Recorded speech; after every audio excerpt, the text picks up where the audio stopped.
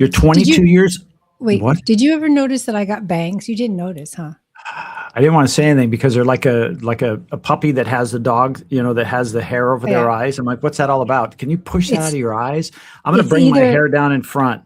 It's either bangs or Botox. It's one or the other. Jeez. Okay, I don't know how it. That's not what we were going to say. Apparently, she missed it. I said, I'm going to hit record. You're 22 years old. You have $150,000 in debt. You have a degree. You come out into the work world. You've done exactly what you were told to do, and you can't find a job. You're working at Trader Joe's. No offense, Trader Joe's. Love Trader Joe's. But that's a challenge you have.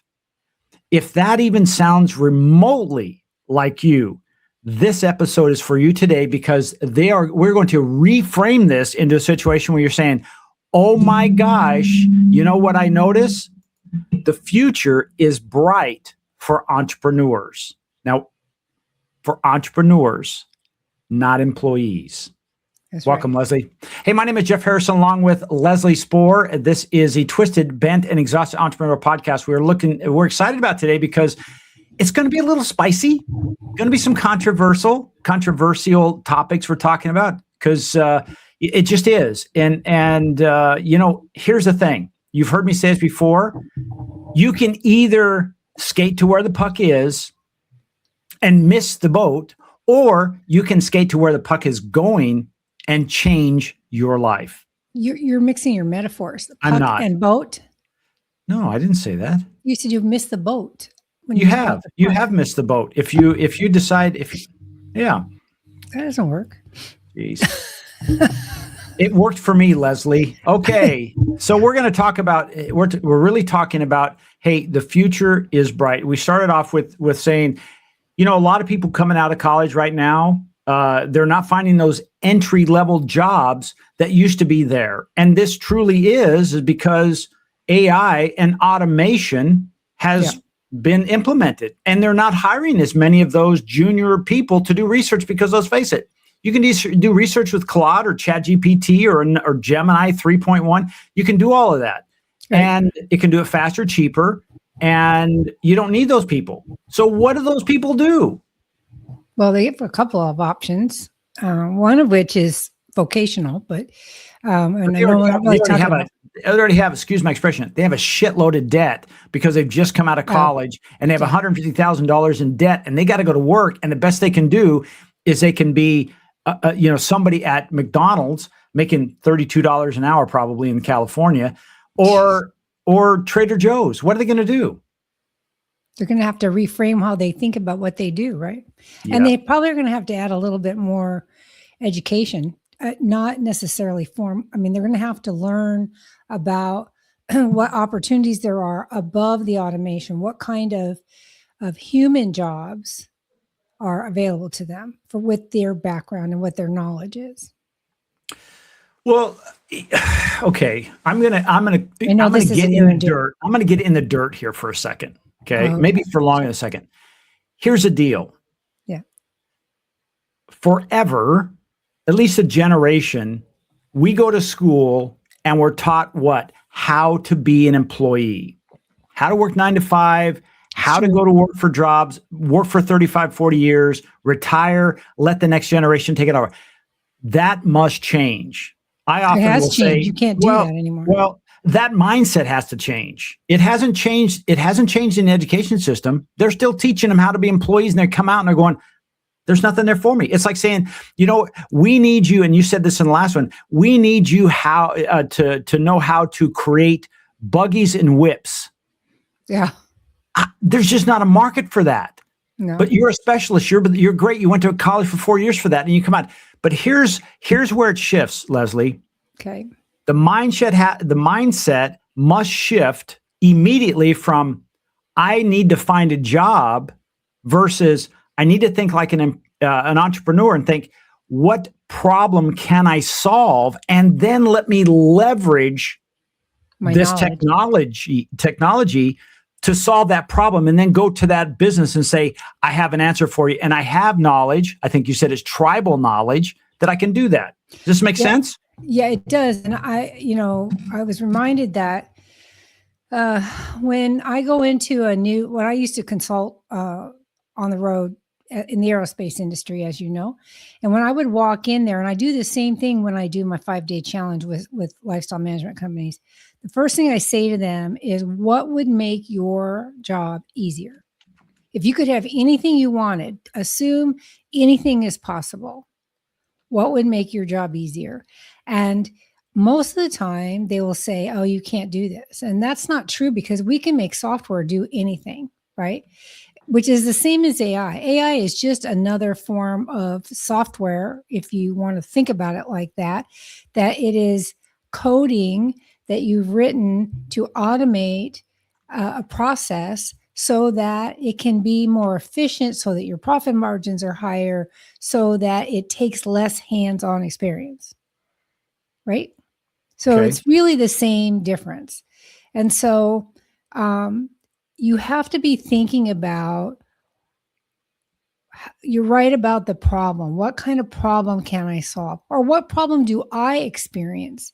I think that the entrepreneurial industry, I don't know the exact statistics, but it is a big piece of America, right? People built on the backs of people that do their own businesses, Yep. bakers, blacksmiths in the old days, all these different kinds of service-based businesses that people did because they saw the need for it and they created them. Today, a lot of those businesses are definitely still needed, but they've automated like you said, the lower level functions. Immediately comes to my mind insurance companies, because the process of processing a claim never changes. There is a process that you go through to get a claim into the pipeline. A lot of that can be automated. You can put in certain keywords and it says, if it says this, send it that way. If it says this, send it that way. That's what they did in the baggage claim, or the baggage industry, right? Then at the airport, they put little stickers on there and it sends it one way for one thing and one way for another. They automated that. Used to be people that were down there. You notice there's a lot less lost luggage than there used to be because it's automated, right?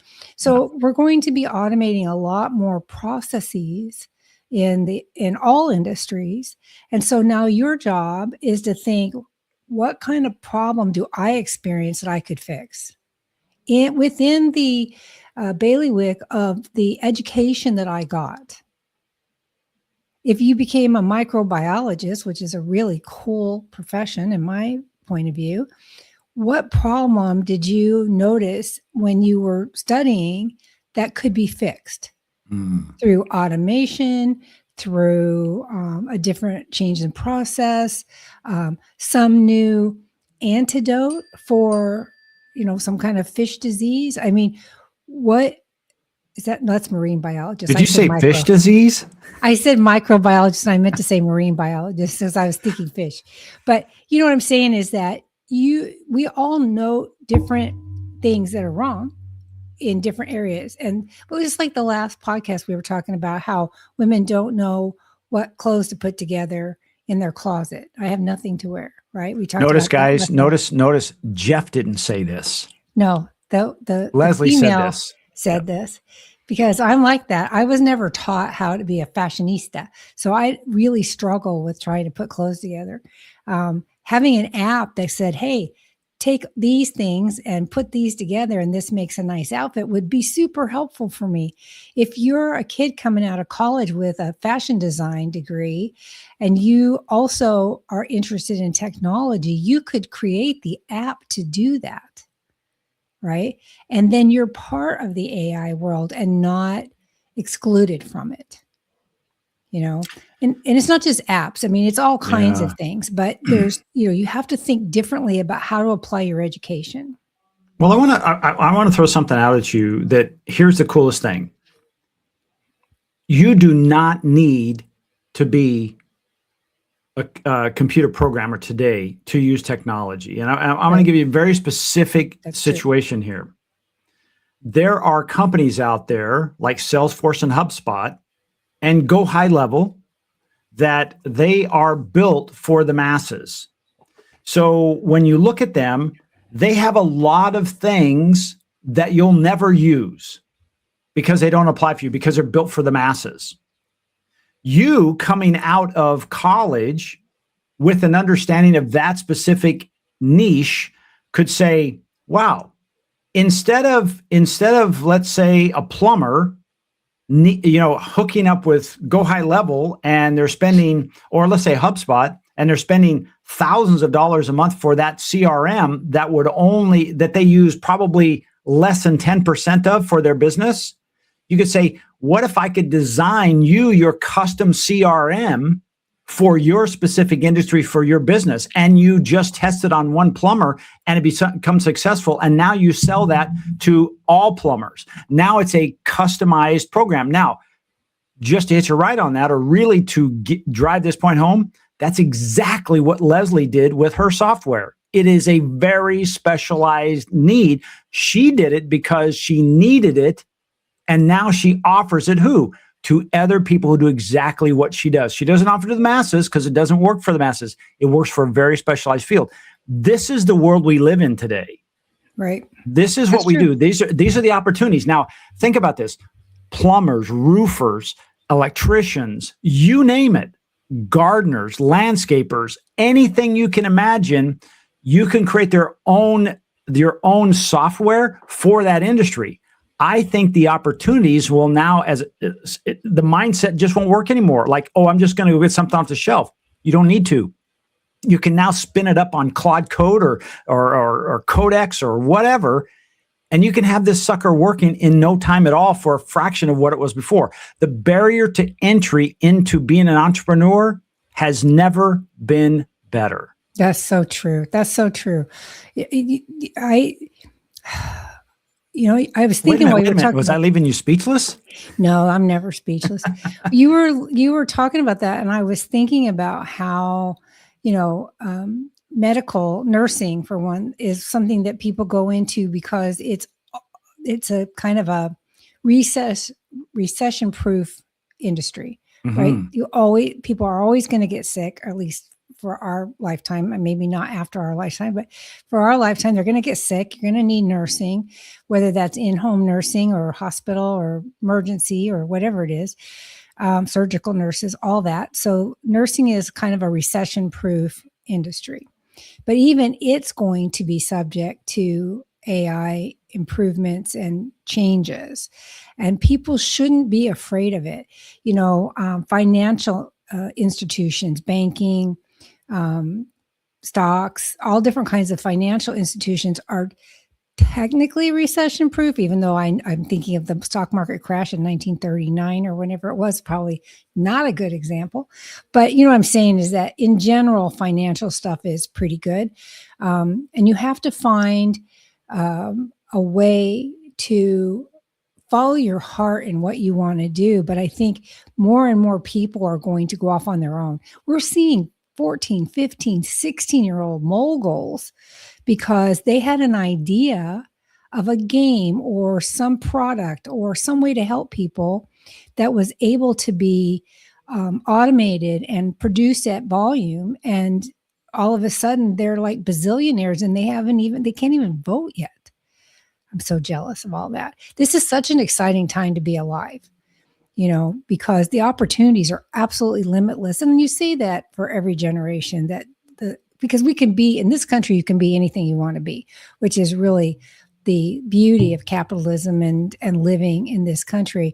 And I know a lot of people think that they're told that they're oppressed and that the American dream is gone and you can't do it, but you can have whatever you want. You just have to want it bad enough, work hard enough, and be innovative. I think too, Leslie, and again, I don't want to go political on this, but I do want to put this out there is if you look at the average mainstream headline when it comes to technology, it's a dystopian type of headline. Mm-hmm. Your jobs are gone. This is being wiped out, blah, blah, blah. So you're being told a story that really is not true. Right. It is true in some things, like, okay, Meta, yeah, okay, they let off 8,000 workers, but they also hired a whole bunch of people for a very specific task. And some of these people got a really nice severance that they'll never have to work again. But they don't tell that story, right? So I think moving forward, if we think about this, the number of opportunities are truly endless when we shift our we reframe it. And I think that's where we're at. It's time to reframe this, that technology. What is that whole thing with the Terminator? Was that called Skynet? Yeah. You can think, okay, this is going to be Skynet, or it's going to be Star Trek. I like the Star Trek. I like the fact that I can walk in a holodeck and next thing you know, I'm playing, on the first hole of Pebble Beach. I love that. Versus it's Skynet, that the machines are going to control us. And I'm not saying it's not going to happen. I'm just saying, if I stick my head into that scenario, life can be very depressing. And life can be like, there's no future. And I think every day, like, here's one thing I'm going to turn over to you. No, we're supposed to have a conversation. Every day, I guarantee you, my clients have no idea that every day I live in the world of what if. And what if I could do this differently for my clients? And I give my clients, and you can testify to this, I'm very generous with what I do. And when I find something that works and I've proven that it works, I just roll it out, and it makes their life better. Right. It makes their business better. I mean, I think of Joe Frazier with Frazier Pest Control. I just saw his report. When we first started with Joe, it's been about 15 months now, they got 93 clicks to their website. Guess how many they got last month for the month of April? I don't know. Over 6,000. Oh, can you do that for my business, please? No wonder. Well, we are doing this for your business, right? And this is the fun part about this, is it does take some time. It's not an overnight deal, but there's a process for this. And I couldn't have done it without technology, gang. Yeah, I think that's the thing that people overlook. I don't know what the agenda is. Well, I probably do know, but there's this negative agenda or undertone in the world to tell people that they can't do things. And it's so not true. I mean, you don't have to be a programmer. You don't have to be anything you don't want to be. You just have to rethink, what did you learn in your education? What do you really love to do? And how can you make that serve your purpose? Yeah. Right. Those of us who are naturally entrepreneurial, I hate this word. Entrepreneurial. Thank you. Are naturally see opportunities everywhere. In fact, we see too many. I can get, squirrel. I mean, I can get called by a shiny object really, really easy. And I can instantly see the possibilities and all the ways to leverage it and make it better. And it's one of the reasons I'm good at business assessments for people, is because I can see opportunities that other people can't see. That's right. And it's great fun for me to do that. As you know, we brainstorm like this all the time. So if you're out there and you're feeling like, oh, AI is going to take over the world and it's not going to include me. First of all, nothing is further from the truth. And second of all, get somebody like a Jeff or a Leslie to come along and help you brainstorm how to find your way. Because those of us who see those opportunities absolutely can help you. And it's crazy to live in a sense of defeatism. Is that a word? Defeatism? It is now. It is. Before it's our show, Pat. It's our show. We can do whatever we want, right? It's a shame and just completely unfair to come out of college, especially, and have this sense of defeat. I will tell you, I do not have a college degree. Okay, I have a high school degree. And I have a year or two. I have some certifications from continuing education, but most of what I have is hands-on training, street smarts, and saying yes to every opportunity. That's stuff you'll never forget. Yeah, that's something that people don't teach your kids anymore. They Yeah. don't tell them. I taught my girls that. I said, you say yes to everything.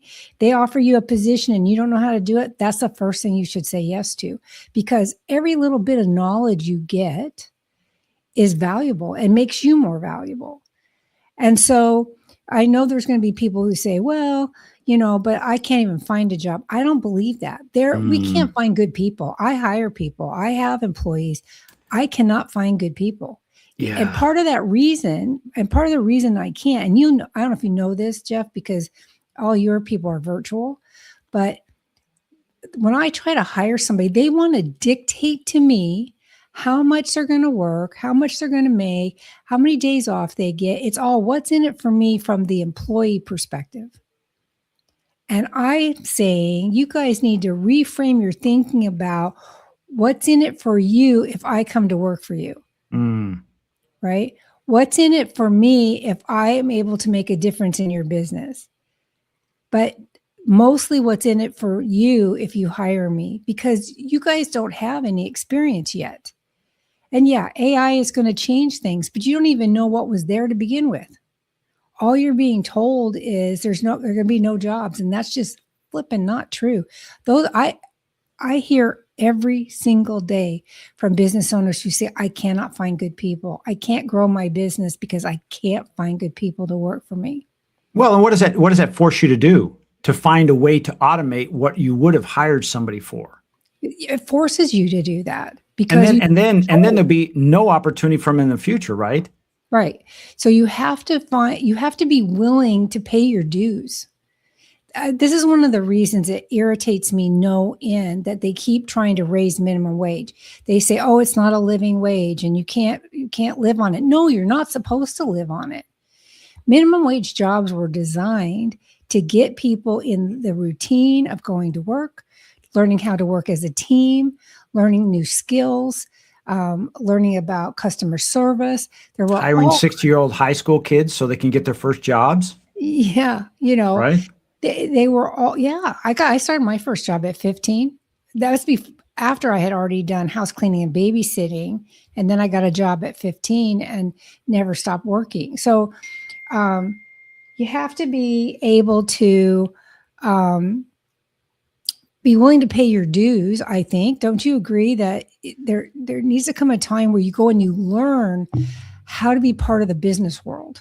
Yeah, well, two things I want to point out. One is you talked about number of jobs opening. So I decided, hey, I'm just going to look up and find out. As of we're taping this in the middle at the end of May.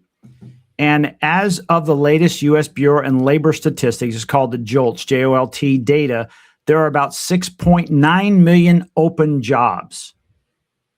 These are jobs that are out in the market that are unfilled because there's not enough people to fill them, right? And so it says industries still showing strong demand include healthcare, skilled trades. I remember seeing a show not long ago where they said right now, there are a need for 140,000 electricians right now in the United States. 140,000. And they That's make amazing. A fortune, yes. They're six-figure jobs. Hospitality, finance and insurance, certain AI and tech-related roles.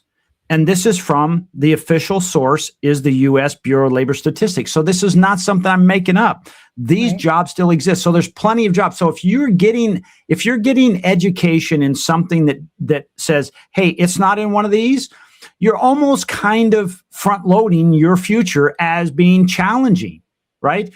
It's like pick a target on something. Yes, you should do something you love. But if that's the case, think entrepreneur, not who's going to hire me? And then you, excuse my expression, bitch and moan because nobody will hire me because I want to be this. Well, there's 7 of those jobs on the planet and 5 are already taken and 2 are in Antarctica and you didn't want to go there. I wanted to be a nurse. Sorry to be so harsh. I wanted to be a nurse, I worked in a nursing home when I was young. I wanted to, I love working with old people, elderly, convalescent care, it was a nursing home that I worked in. I really wanted to be a nurse. And what ended up happening is I had to get a job because I needed to work. And I started working at a company at the time it was called Dickie John. They made moisture meters, corn and soy moisture meters for farmers. Okay. And I don't even know if they probably have some better way to do that today. I don't know. But I started working there on the line, and I said yes. I worked in the stockroom. I soldered circuit boards. I became an inspector. I did all these different things in the commercial manufacturing sector, and then went on to aerospace. And in that, I was a NASA certified inspector and a regular mechanical and electrical inspector, and then planner, and helped with purchasing and helped with mechanical engineering. I said yes to everything. It was not the path I had intended to take, right? I had 2 scholarships right out of high school that I couldn't afford to take because I couldn't buy the books, So I wasn't able to do, and I'm sure I could have figured a way if I'd wanted it bad enough, but I didn't. Because again, I also got married at 18, which is really, really not wise. But I was in love. So you just do what you do. So what I'm saying is that sometimes the school education that you get is not always the exact path that you get. And there's nothing wrong with that. Yeah. Because everybody has to walk their own path in life, and life is full of opportunities. And I see kids that get degrees that end up never ever using them because it turns out in the real world, they don't like them. There's a difference between book smarts and street smarts. There's a difference. I used to work with this lady that had 2 master's degrees. And she would cry at work and talk about how she was on Prozac. And I used to think, oh my God, she's giving women a bad name. And I was just 30 something at the time. And I thought, oh my God, she is just really hurting the rest of us. And I'm not a feminist by any stretch. I believe you can do anything you set your mind to, male or female related, doesn't matter. You can do anything. And so I worked my way up and I said yes to everything. And now I'm in business and doing what we're doing today. I'm a successful entrepreneur on 2 companies. Have a book published and all and the software that we license out. And so it is possible to create your own success, create your own luck. Luck doesn't happen to you. You create it. And how do you create it, Jeff? How do you create luck? You just get out there and keep doing it. The harder you work, the more people you meet, all of a sudden you're lucky. And, it's like, oh, Leslie is so lucky. Well, wait a second. No, she went to networking events. She did this. She wrote blah, blah, blah, and all this stuff. And all of a sudden, every time somebody's in a conversation about whatever Leslie can solve, they say, well, you should call Leslie. Oh, it's lucky. No. She put in the grind, and she still does it today. Yeah, you have to, and you can't stop. You cannot rest on your laurels, particularly if you're a small business owner, if you're an entrepreneur. Yep, you hit it. Did I get it right? Yep. Particularly if you're one of those, because the E word. My son-in-law is an electrician, and he got lucky. He got a lifetime job right out of the gate. So he gets bored with it, but he's in a job where he can retire. It has a retirement program. He's only not even 30. He'll be able to retire at like 40, 45.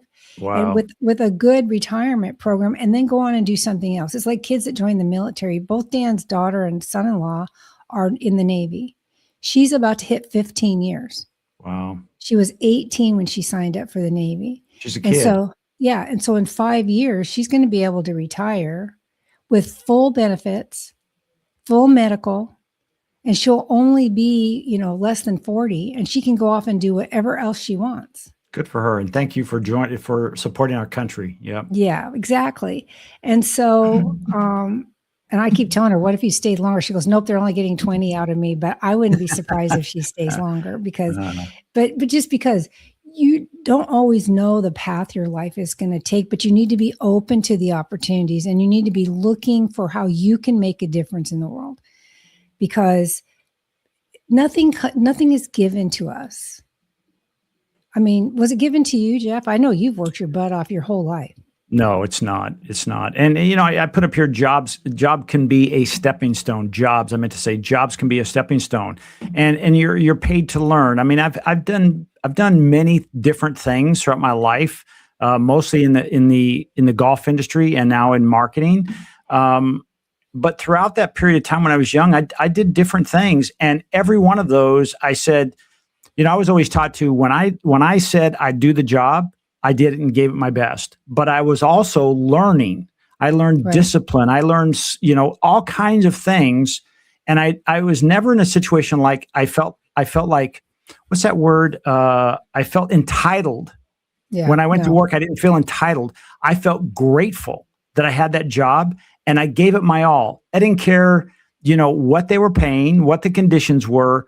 I'm the one who signed up, so I'm going to give it my best. And I'm not going to stand around at the water cooler and complain about it and badmouth. No. It's like, that's the mindset I think we need to have shifting today of like, just because you decided to say, okay, I bought a car, my car payments are $800 a month or $1,000 a month, and I have to have a job making six figures and barely get by.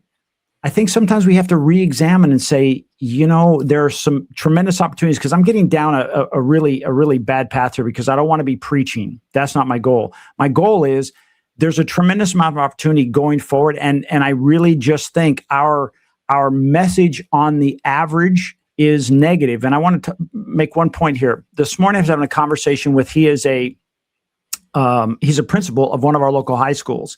And I hadn't seen him in a while. He says, we're getting ready for graduation. Again, we're at the last part of May. And I said, I'm just curious. I said, how is graduation or graduating class? Is it bigger or smaller? He says, really quite down. He said, enrollment is quite down. I said, really? What's going on?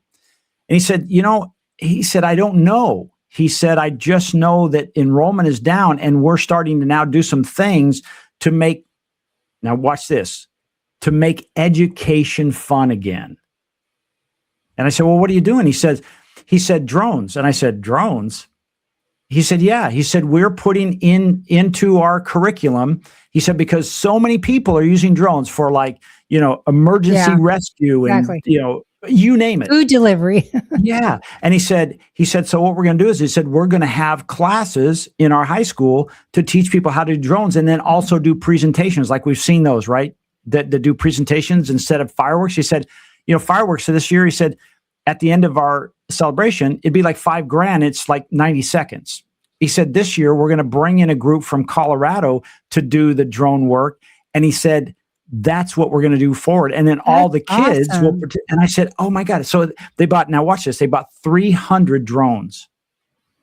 That is so awesome. I think doing that. So to me, that's like, hey, he's looking at a future. What could possibly happen? I told him, I said, I would love to talk to the educators, the teachers. He said, because his teachers, as much as he's trying to get them to think forward and do that, he said, they're not thinking about using any kind of artificial intelligence, nothing. They look at it as a threat. They have to. Yeah. And if I were a parent right now, knowing what I know about AI, besides the social aspect, I would have a hard time thinking, I'm going to send my kid to school. I could teach them 10 times faster. They would learn 12 times faster if I just gave them what I know using artificial intelligence. We have to put that in the school, because the whole socialization thing is key. We saw that during COVID. The kids who were taken out of classrooms, they're still struggling with that. Anti-socialization. Well, I think social media is one of the biggest detriments to our society, and they've got to get that under control. But besides that, we said screen, so it made me think of that. We were down with Dan's daughter and her family this weekend, and she's got a almost 3 and an almost 1-year-old. And she was expressing her concern about AI and how that's going to affect her kids. And so the first thing I told her is, first of all, they're not going to know from not having AI. Yep. Right. Because they're the fish, right? Yeah. They're going to be, well, if you're a marine biologist, yes. If you're a microbiologist, no. You're just a seed. That's dirt. You've always been in the dirt. But they're not going to know from not having it. And then we gave her the example of when we went to school, we were not allowed to have calculators in school because the teachers wanted us to learn how to do math ourselves. Yeah. Now, not only do the kids have to have calculators, they have to have specific, with specific functions on them. Yeah. So that whole mindset has changed. And the same thing's going to happen with AI. The fact that that principal is bringing in drones and teaching kids about drone technology and how you can do entertainment and stuff, like they have it on AGT, America's Got Talent, all the time. These people that come in with drones and AI technology that they turn into entertainment. The fact that that stuff exists and he's thinking that way shows such an amazing forward-looking thinking thing for kids. One of the things out here is they teach landscaping at one of the high schools in Indio. Oh, okay. It's a whole curriculum about landscaping because there are so many landscapers out here in the desert. Or you'd think desert, you don't need them, but we do because we have green belts everywhere. Yeah. And so they have a whole curriculum for that, which I think is great because that teaches kids how to be landscapers, right? And then eventually own their own companies and then become designers and become xeriscape experts. I mean, there's so much stuff in it. So watch this. It changes the mindset from, well, this is all I can do is to be a landscaper to I want to pursue a career in landscaping, but I start out from a business mindset. I already know what it's all about. Right. I think that's we were talking about mind shifting. Or reframing. I think that's beautiful. I didn't know that, Leslie. Yeah, that's true. It's like, because you can own your own business and you can become an expert in drought tolerant landscaping, which is xeriscape, which is we have a big need for that here in the desert because of water, right? And then you can also become a landscape design person that can remodel landscaping either for drought tolerance or just in general. And so the opportunities in landscape, people think, oh, I don't want to go be a gardener in the heat, but there are immense opportunities if you have an eye for design and you like plants and you like to be outside. There's a way to take your education and apply it in a different way. And so the same is true with the drones that the guy is talking about. I think that's fantastic. And what about gaming? How many kids do you know that just can't get off their computer for gaming? Right. Yeah. I know adults that can't get off because of gaming. And so, well, can you design a game? It's easy now, right?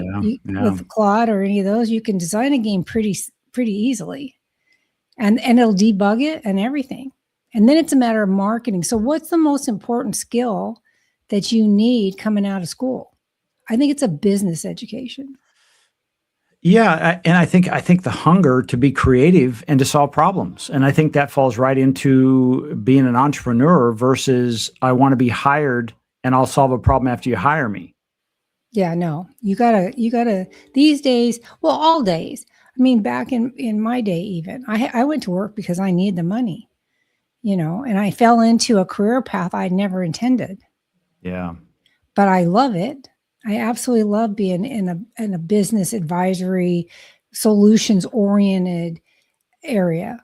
I really love that. And that. It's always fresh and new and exciting. Always. And, and when there are downturns, and there are, COVID was one, during that period, I created all kinds of new content, right? New how-to guides, hints and tips. Remember when I did all of that? Yeah. So that I was already positioned with new products and new services, and you're extending your reputation and your brand. You don't have to stop creating just because you're busy, right? So for these kids coming out of school who are being fed this line of BS about how there's just no opportunity for them, it's not true. There is plenty of opportunity, and it's just a matter of how you look at it. I have a question for you. Okay. What made you, because I know you were big in the golf semi-pro or short pro or something like that. Short? Well, I mean, like, you call it I short. I don't know if you were on the actual pro circuit or not, but I know you were like in that realm. What made you change over to marketing? That's a completely disparate industry. Yeah. I was very happy as a director of golf sales and marketing for a local facility here, PGA West and La Quinta Resort. And a friend of mine came to me and he said, "Hey, we have this show called Golf's Ultimate Signature Hole, and they come in, they shoot these 3 different holes, and then they sell commercials on TV for it." And he said, "Can we do it?" And we decided it was a good marketing thing for our facility because we have 9 golf courses and it's globally known. And so we did that. And he asked me, he said, "Would you be the second person?" So he'd be the host and I'd be the guy that works at the club. And I did. And we shot the program at La Quinta Resort. And like the next day, he quit. He quit that company and he went to work for Tony Robbins.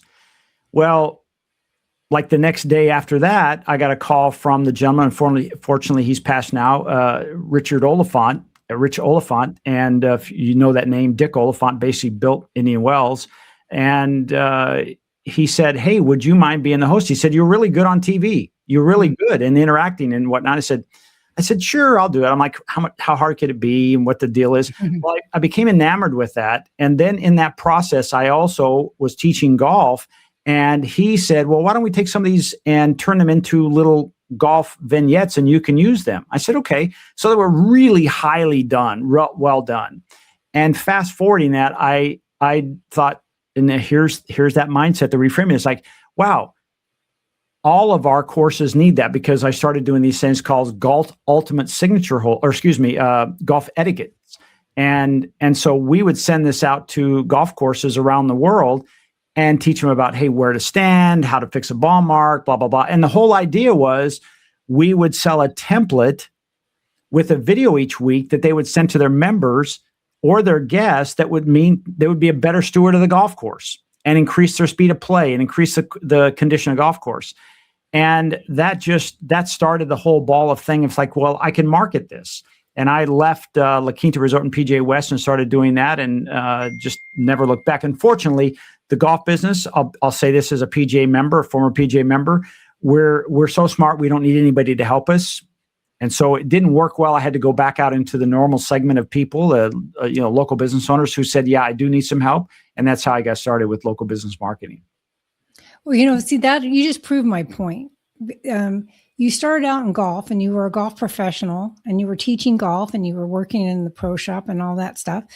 And then you had an opportunity come by that was not what you were. It was adjacent to the golf industry, but you said yes. And you found that you really enjoyed it.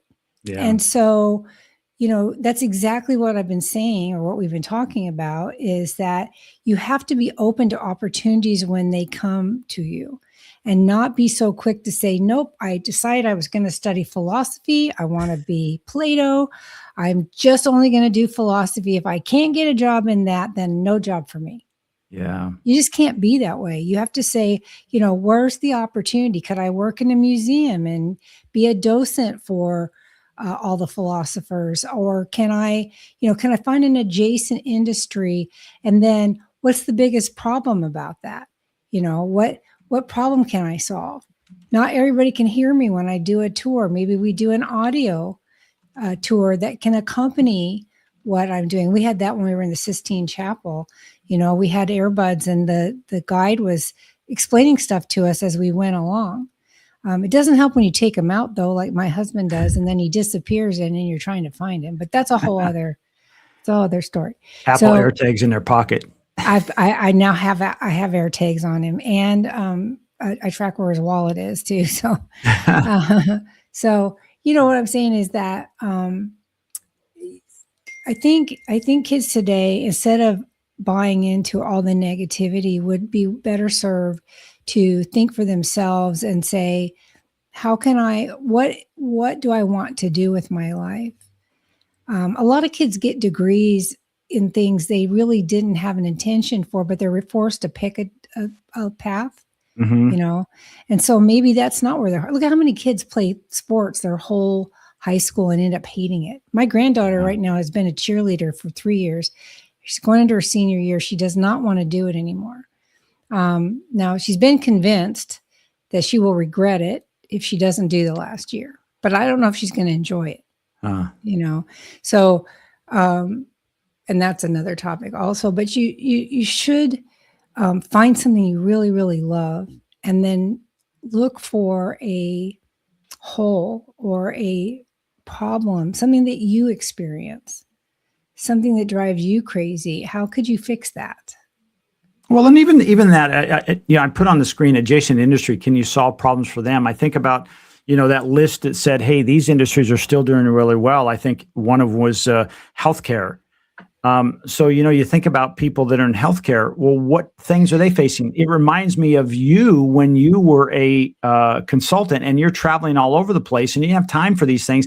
And you solved the problem for people like that. And that Right. spawned Executive Errands. Well, it's like, Right. okay, what challenges do people in the healthcare industry face that you could say, I can solve that? And all of a sudden, it's something that didn't exist, but you started with a very niche down solution that turns into a very successful business. Or skilled trades. Like, as an example, a lot of people come out and they become electricians or plumbers or HVAC, and it's usually one person in a truck, and they're maybe their spouse or someone, they hire somebody to answer the phone, or they have a recorded message and they check their message at the end of the day. What if you couldn't say, I'm going to create an interactive voice agent that will answer their phone, set their appointments, call back, make sure the appointments are there, and just offer it just to electricians? That's all you do because it solves a problem. Or about in hospitality. There's those people work crazy hours. They work all the freaking time. What problem can you solve for them? Finance and insurance. That's probably some kind of repetitive skill that you say, we can automate that. Those are opportunities. And then certain AI and tech related roles, we just need good drugs and liquor. That's all we need.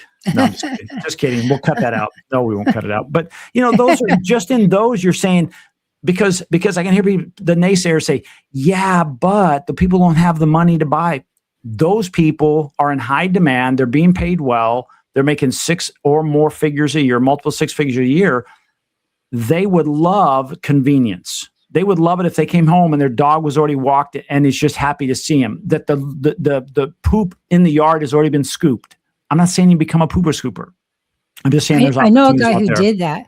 He was a general contractor, and during the housing downturn, 2010, 11, he started a poop pickup business, and it was innovative because at the time there wasn't anybody out there offering that service. And he made so much money and got so successful doing that it spawned other industries, just like your friend that does the barbecue cleaning.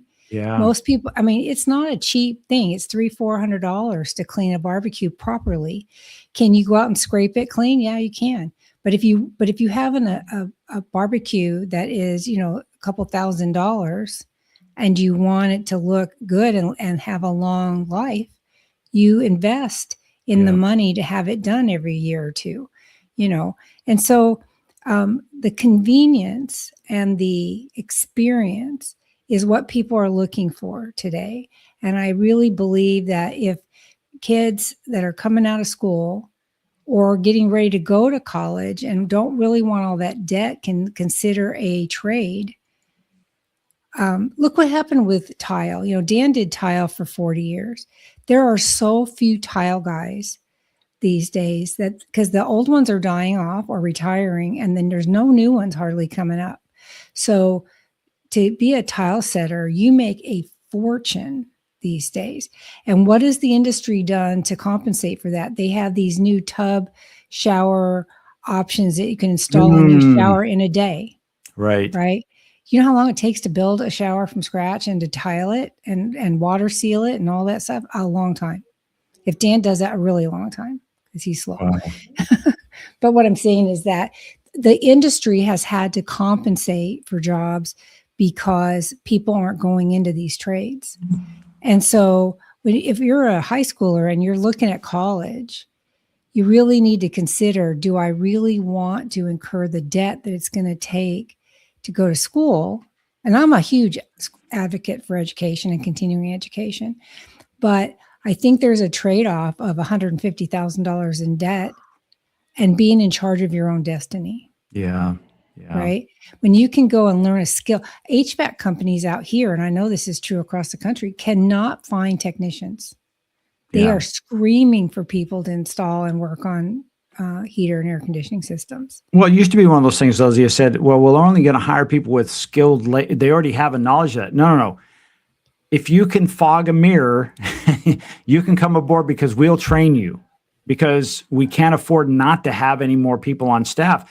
And I think about what you said there with Dan is like, wow, is there an opportunity for Dan to say, how could we take Dan's knowledge and turn it into an opportunity to teach the next generation to do this? Because if you were somebody, I think about this one last year, you were part of this. You helped us remodel our kitchen.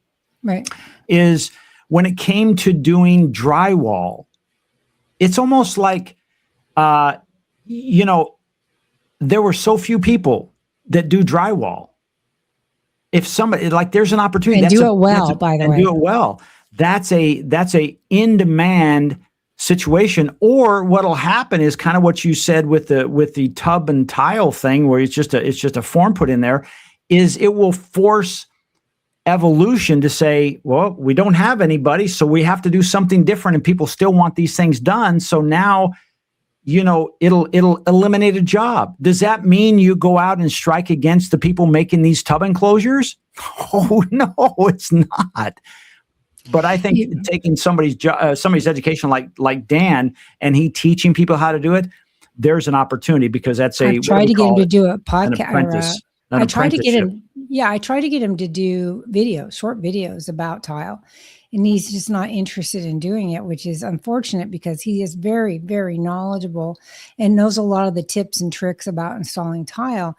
And most people watch YouTube videos and try to do it, and they do a terrible job, because tile looks easy, but it is not easy to do. Yeah. So, I was married to a drywall the first time around. I like the blue collar stuff. And so the one of the favorite things that we used to do, because we were so poor when we were married, was to go look at model homes and dream of what we wanted to have one day. And he would go into a house and just be fit to be tied because of the poor drywall quality. When you can see the shadows of the tape and the seams of the sheetrock, that's really, really bad. He used to do 3 coats of mud and sand between them, and you could never tell that he did a patch or a job when he was done. And so to do a job right takes some finesse, and it's not just always a YouTube video. You have to have it's all art form, and a skill, these things, electrician and plumbing and drywall and paint. Oh my God, I hate to paint. All those vocations, all of them. And there's so much opportunity, and the money you make, what I have to pay vendors to do those tasks is, even somebody in our BNI group, he says, I don't do drywall, I don't do painting. I'm like, but you're a handyman. You don't do drywall, don't do painting. But that's what he's decided I'm not going to do. The reason he said is because both of them are hard to do, and to do them right. Right. Yeah. So if you know how to do them right, I think the world is your oyster. Yeah. I think it's just a little bit about reframing. And I wish the media was a little bit more pro small business owners, and telling these kids that they can be anything they want to be. Well, they are doing that in a way, but there is a little bit of a vilification, if you will, about being a tradesman. Yeah, why? But there's not, if you're going to be a YouTuber or a content creator. Oh, that's the future, or a TikTok star. But we need, if you were going to be a vocation, you're going to get vocation in any of the things we talked about, any of the trades. How long does it take? A year? 2 years, not 4 years, and not 150,000? Apprenticeship is a couple of years. Okay, but even during the apprenticeship, are you getting paid? Yeah, usually. Hello, you're getting paid to learn. I think I put that up there. Yes, jobs can be a stepping stone. Being paid to learn as an apprentice. That's when I started in the golf business. I was an apprentice, but I was making $3.25 an hour. But at the same time, I was still being paid. And then they taught me.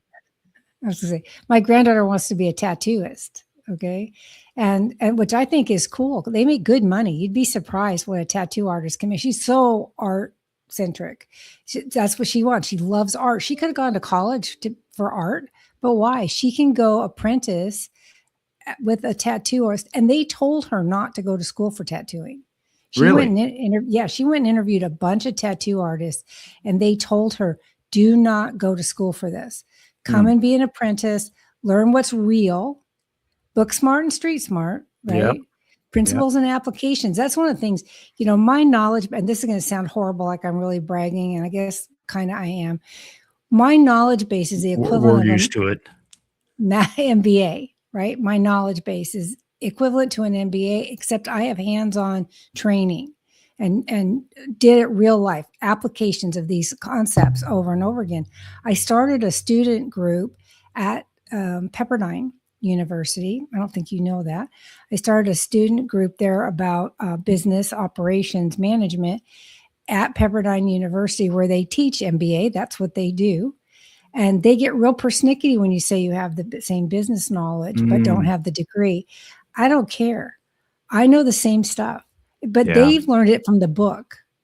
And the books and working are two different things. Now, again, I am all for a college education. There are certain jobs you have to have it, medical for being one. You have to learn all the stuff about the medical industry, whether you're a doctor or a nurse, an x-ray technician, whatever you are, you have to learn. And AI is going to impact those as well. Today, I take my blood results and run them through ChatGPT to have an analysis done to tell me in plain English what the results mean. Because all you get from the doctor is, everything's fine, but you've got red lines and yellow lines. Like, wait a minute, what does this mean? Yeah. And chat will tell you. I don't know if people all do that, but you can run your blood work through there. It's going to tell you what's going on. I run dehydrated all the time. So, and Leslie's not a doctor, so we're not giving medical advice. This is just her experience. I don't even play one on TV, and I'm not an accountant either. But I have business knowledge that will help. I can advise people what I do, and then they can take it to their own professionals and find out if that works for them. So I guess the point we're saying is, though, stop me if you don't agree, is that the opportunities are limitless. You just have to think about it differently. Yeah, I think that's it. At the end of the day, there's a saying that says you're a sum of the 5 people you hang around with, right? Yeah. And what that means is those 5 people influence the way you think, act, feel, talk. So if you are surrounding yourself, because anymore, this thing, our phone, is really one of those 5, but it can access another 10. So if you're watching, a network, and I'm not going to say any one of them, you're watching a network that vilifies the future, vilifies your opportunities, that's what's changing your mind. That's not making a decision on your own.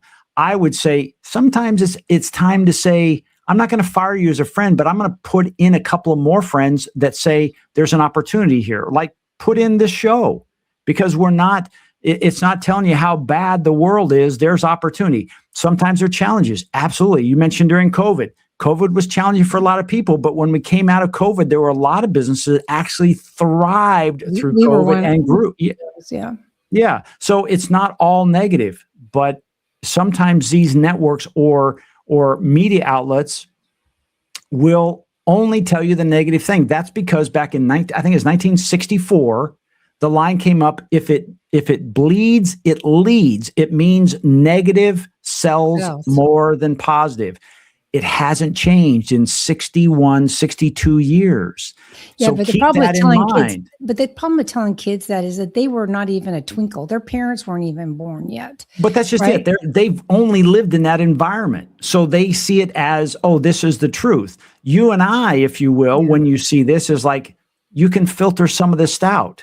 But sometimes if that's all you knew, like if I try to tell that fish, hey, did you know you were in water? I don't even know what water means. How can I? And it'll argue with me. So I get that. All I'm saying is, if you notice, hey, every time I watch something, they don't tell you that there's 6.9 million jobs in it. They'd say, oh, at one point it was 12 million. Now it's down to 69.9 million. We're in trouble. It means we have a pretty freaking healthy business economy because we have a lot of people employed, right? I need to hire somebody right now, and I can't find anybody. There you go. Because they want to dictate how much they work, what they do, where they go, when they're available.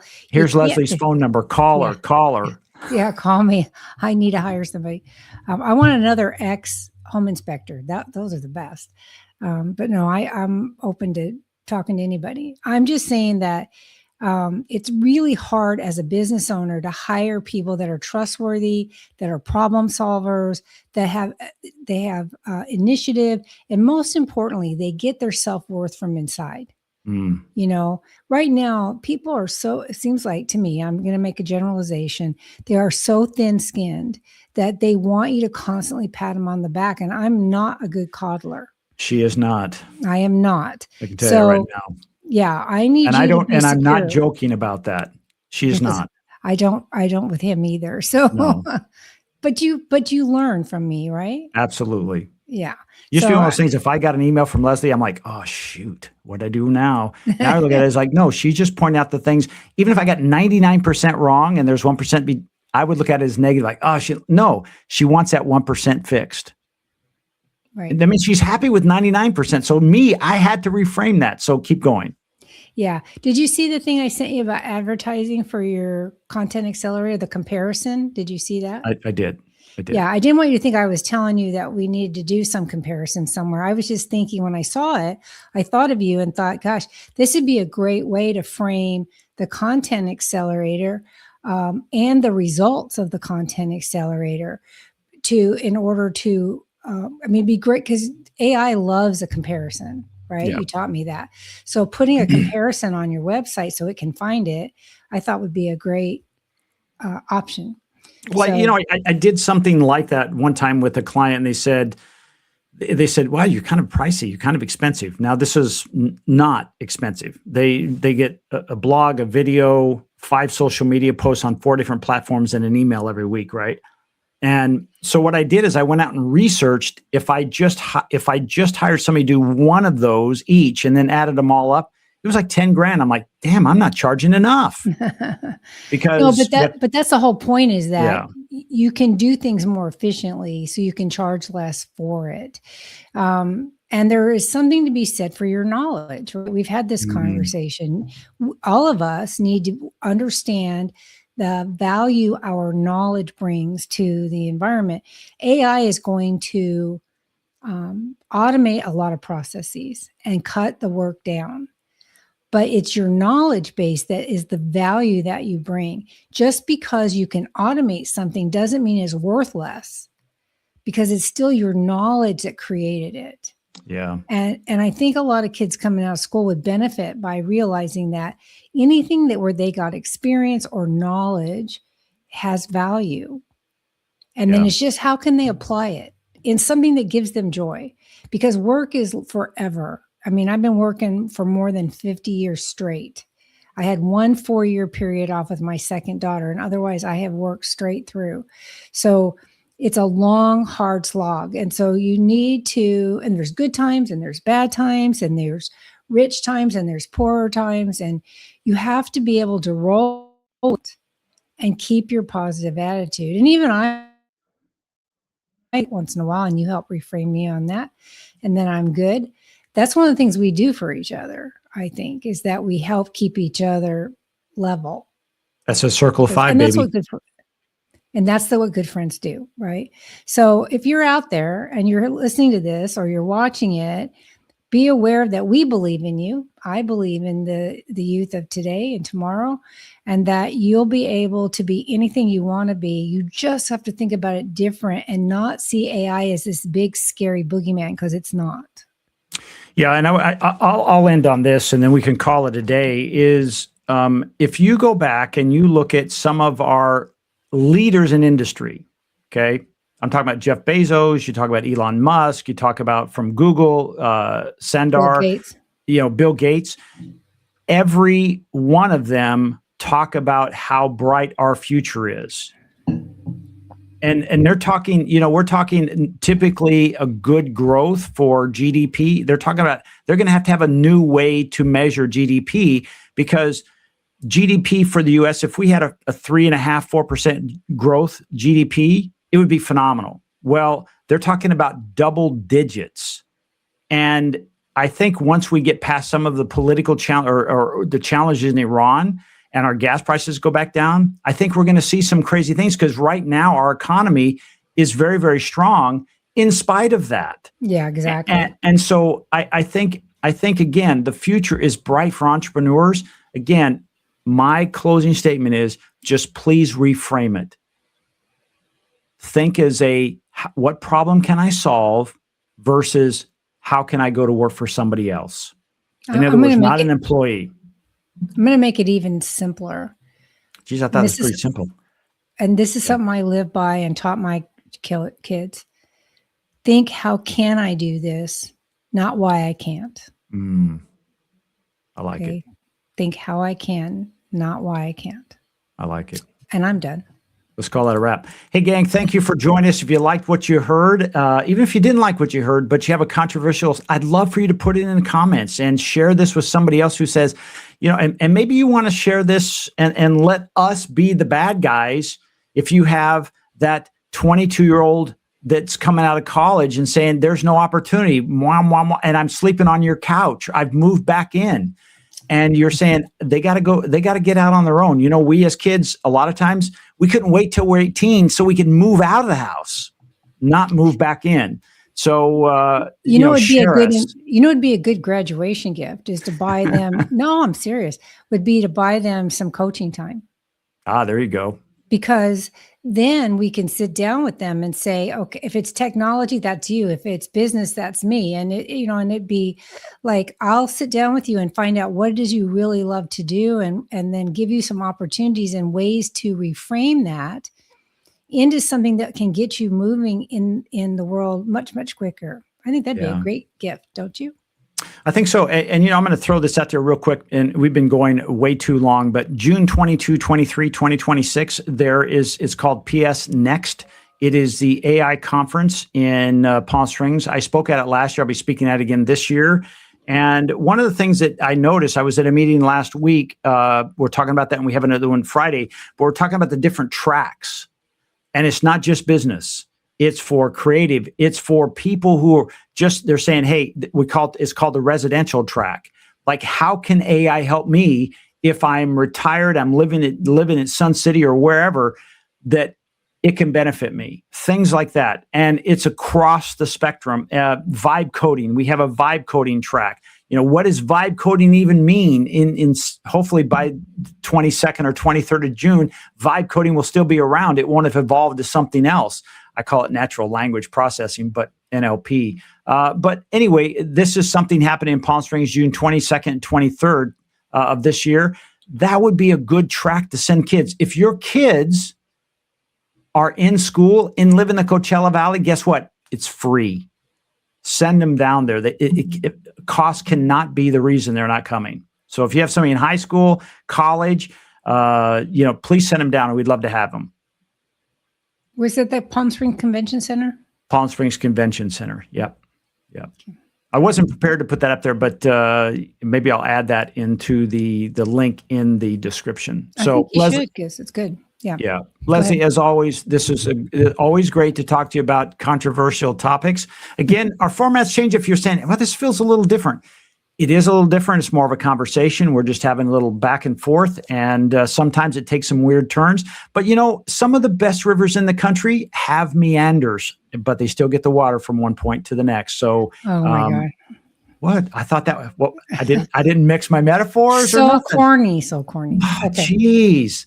So we're glad you decided to put your boat in our meandering stream and spend some time with us. We really appreciate it. We'll take you from A to B. My name is Jeff Harrison, along with Leslie Spoor, Concierge Business Solutions. Okay. We'll see you next time on the Twisted, Bent, and Totally Exhausted Entrepreneur Podcast. Bye, everyone. Bye.